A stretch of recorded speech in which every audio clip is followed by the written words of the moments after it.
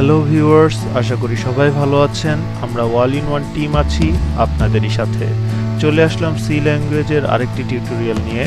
আমাদের টিউটোরিয়ালগুলো যদি আপনাদের জন্য হেল্পফুল হয় তাহলে অবশ্যই শেয়ার করবেন এবং আমাদের চ্যানেলের রেগুলার আপডেট পেতে চ্যানেলটি সাবস্ক্রাইব করে বেল বাটনে প্রেস করে রাখবেন।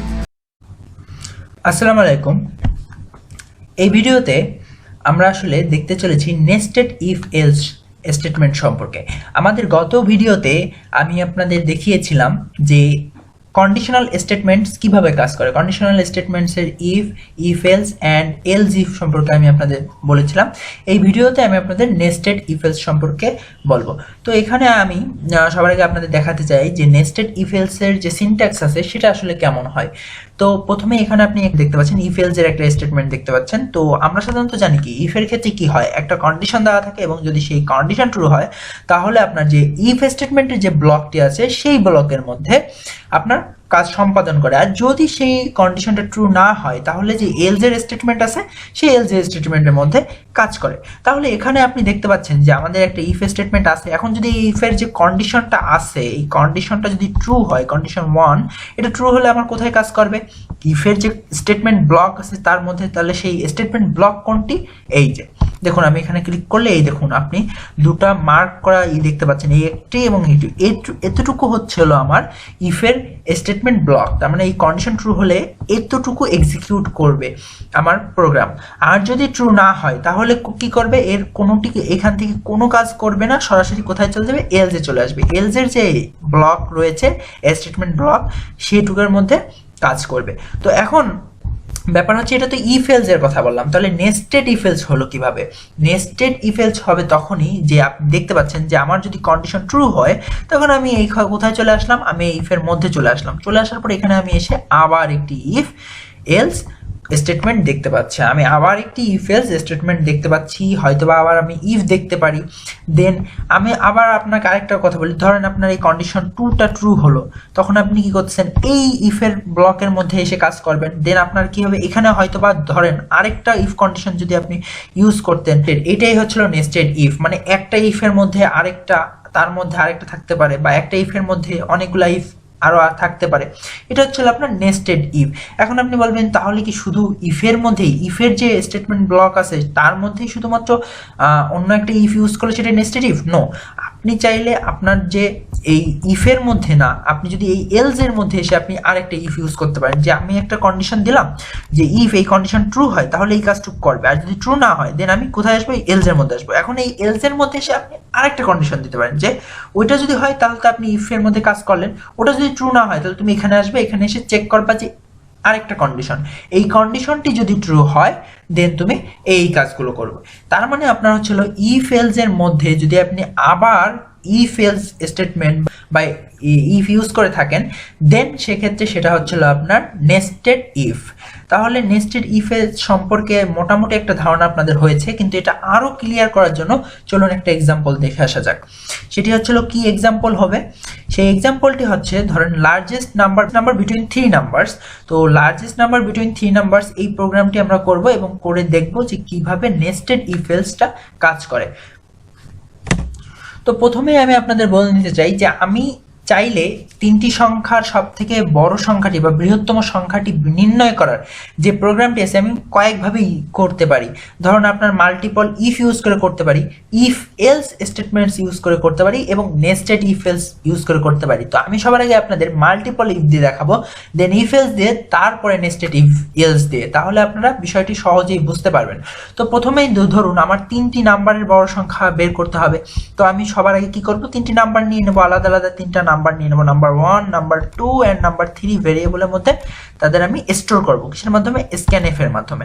তো এতটুকু আমরা সবাই জানি স্ক্যানএফ এর মাধ্যমে ভ্যালু নিই, তার মানে আমি এই 3টা নাম্বার নিয়ে নিলাম স্ক্যানএফ করে। এখন আমি কি করব, দেন হচ্ছিল এখন আমার চেক করতে হবে কোনটা কোনটা থেকে বড় কোনটা ছোট, এভাবে করে। এখন মনে করুন যে আপনি যে 3টা নাম্বার নিয়েছেন, এখন এই নাম্বারটা নাম্বার 1, যদি নাম্বার 1 নাম 1 এই ভ্যারিয়েবলটির যে ভ্যালু আছে এই ভ্যালুটি যদি নাম্বার 2 এবং নাম্বার 3 দুটার থেকেই বড় হয়, দুটি থেকেই বড় হয়, তাহলে আমি কাকে বড় বলতে পারতেছি, নাম্বার 1 হচ্ছিল লার্জেস্ট, আমি এটা বলতে পারতেছি। তাহলে এটা আমি করতে পারতেছি। এখন এখানে একটা ব্যাপার আছে, যে আমার লাস্ট ভিডিওতে আমি যেটা বলিনি, যে আমি আপনাদের বলেছিলাম যে আপনি ইফের মধ্যে একটা কন্ডিশন দিতে পারেন, কিন্তু আপনি চাইলে একের অধিক কন্ডিশন দিতে পারেন।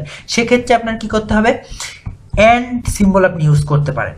আপনি কি সিম্বল ইউজ করতে পারেন, অ্যান্ড ডবল অ্যাম্পারসেন্ট এইটা ডবল অ্যান্ড এই সিম্বলটা যদি আপনি দেন তাহলে বোঝাবে যে এখানে আপনি এবং ইউজ করতেছেন, যে আপনার এই কন্ডিশনটা কন্ডিশন 1 এবং কন্ডিশন 2 দুটোই যদি ট্রু হয় দেন হচ্ছিল আপনার এই ইফের মধ্যে কাজ করবে। এখন আরও একটা ডিটেলস আমি আপনাদের বলে দিই। আপনি বলতে পারেন যে ভাই আপনি তো বলছিলেন যে আপনার ইফ দেওয়ার পরে দুইটা সেকেন্ড ব্র্যাকেট থাকবে বা একটা সেকেন্ড ব্র্যাকেট থাকবে, ওইটার মধ্যে হচ্ছিল কন্ডিশন ট্রু হলে কাজ করবে। এখন আমি আপনাকে বলি যে আপনি যদি এরকম করতে চান যে আপনার ইফ যে কন্ডিশনটা আপনি দিয়েছেন ওই কন্ডিশনের পরে যে স্টেটমেন্টগুলো আছে এটা অনেক লাইনে, মনে করেন এখানে এক লাইনের স্টেটমেন্ট আছে, এক লাইনের কাজ আছে, আপনি এখানে 2 লাইন 3 লাইন এরকম যদি আপনি করতেন সেক্ষেত্রে আপনি সেকেন্ড ব্র্যাকেট আবার আপনার অবশ্যই দেওয়া লাগতো। কিন্তু আপনি যদি এরকম করেন যে ইফের পরে জাস্ট একটা লাইনের কাজ আপনার, সেক্ষেত্রে আপনার সেকেন্ড ব্র্যাকেট না দিলেও, কিন্তু এখন যদি এখানে এরকম থাকতো যে প্রিন্ট এফ করার পরে আরও কিছু কাজ আছে, আরও কিছু স্টেটমেন্টস আছে এখানে, সেক্ষেত্রে কিন্তু আবার আপনার অবশ্যই সেকেন্ড ব্র্যাকেট ইউজ করা লাগতো। এবং আরও একটা ব্যাপার বলে দিই, যে দেখা যাচ্ছে আপনি এখানে 2টা 3টা বা আরও বেশি কন্ডিশন ইউজ করতে চাচ্ছেন।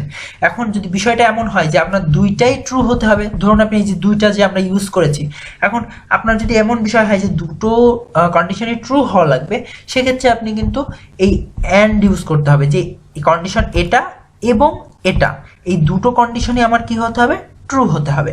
কিন্তু ব্যাপার যদি এমন হয় যে না দুটো না, দুটোর যে কোনো একটা ট্রু হলেই আমি কি করব, কাজ করব, সেক্ষেত্রে আপনার কি করতে হবে, যে এই কন্ডিশন অথবা এই কন্ডিশন অথবা ইউজ করতে হবে, যে যে কোনো একটা, যে এটা অথবা এটা যে কোনো একটা ট্রু হলে হচ্ছে, সেক্ষেত্রে আপনি কি ইউজ করবেন, দেন আপনি সেক্ষেত্রে আপনার এই সিম্বলটা ইউজ করতে হবে, ডবল বার। এটা যদি আপনি ইউজ করে থাকেন দেন হচ্ছে আপনার এটা অর বোঝায় যে এই কন্ডিশনটা অথবা এই কন্ডিশনটা, এই দুইটার যে কোনো একটা যদি ট্রু হয় দেন হচ্ছে আমার এই ইফের এই স্টেটমেন্টটা প্রিন্ট করে দেবে বা এই স্টেটমেন্টটা কাজ করবে। তাহলে আমি এখন, আমার তো আসলে অ্যান্ড লাগবে, তো আমি অ্যান্ডটা বসিয়ে দিই। তো এখানে আপনারা দেখতে পাচ্ছেন প্রথম যে ইফটি আছে এই ইফের মধ্যে কি বলা হয়েছে, যে যদি নাম্বার 1 নাম্বার 2 থেকে বড় হয়, নাম্বার 1 নাম্বার 3 থেকে বড় হয়, মানে যদি 3টা নাম্বার আছে, যদি প্রথম নাম্বারটা দ্বিতীয় এবং তৃতীয় দুটার থেকেই যদি আপনার বড় হয়, যদি বড় হয় তাহলে আপনি কি লিখতে পারতেছেন, হ্যাঁ আমার যে পার্সেন্টই মানে এই যে নাম্বার 1টা হচ্ছিল লার্জেস্ট নাম্বার, সব থেকে বড় নাম্বার, সেটা আপনি লিখতে পারতেছেন। তো এবং এরপরে আপনি আবার একটা ইফ নিলেন, ইফ নিয়ে তার মধ্যে বলে দিলেন যে হ্যাঁ এবার যদি তোমার এমন হয় যে নাম্বার 2 মানে যে 2 নাম্বারের যে নাম্বারটা আছে, 2 নং যে নাম্বারটা আছে সেটা 1 নাম্বারটা থেকে এবং 3 নাম্বারটা থেকে বড়, সেক্ষেত্রে বড় নাম্বার কোনটি হলো নাম্বার 2। এবং আপনি আরেকটা নিলেন, যদি নাম্বার 1 নাম্বারটা যদি বড় না হয়, 2 নাম্বারটাও যদি বড় না হয়, সেক্ষেত্রে আপনার আরেকটা কন্ডিশন অবশ্যই লাগবে। সেক্ষেত্রে আপনি কি করবেন, নাম্বার 3 কেও চেক করতে হবে, যে ইফ না 3 নাম্বারের নাম্বারটা 1 নাম্বার এবং 2 নাম্বার থেকে বড় হয়, যদি 3 নাম্বার যে নাম্বারটা আছে ওটা 1-এর থেকে বড় হয় এবং যদি 3 নাম্বারটা 2-এর থেকেও বড় হয়, তাহলে আমার বড় নাম্বার কোনটা, 3 বড়। তো আপনি এভাবে 3টা ইফ দিয়ে চেক করতে পারেন আলাদা আলাদাভাবে। প্রথমে নাম্বার 1 এর জন্য নাম্বার 1 কে 2 আর 3 থেকে কম্পেয়ার করে আপনি বলতে পারেন 1 নাম্বার বড় কিনা।